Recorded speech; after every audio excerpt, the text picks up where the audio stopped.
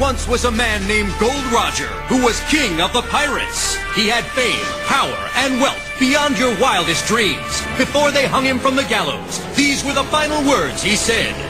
My fortune is yours for the taking, but you'll have to find it first. I left everything I own in one piece. Ever since, pirates from all over the world set sail for the Grand Line, searching for One Piece, the treasure that would make their dreams come true. Yo! Yayo, yayo, dreaming. Don't give it up, Luffy. Dreaming. Don't give it up, Zolo. Dreaming.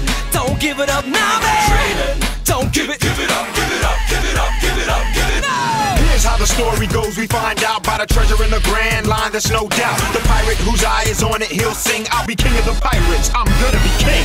Yayo, yayo, yayo, oh, oh. His name is Luffy. That's Monkey D. Gonna be Luffy. king of the pirates.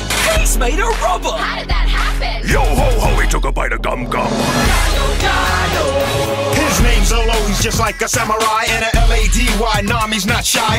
Usopp's doing that marksman thing, Sanji's cooking, Chopper's doctoring. Yayo, yayo, yayo, oh, oh. Set sail for one.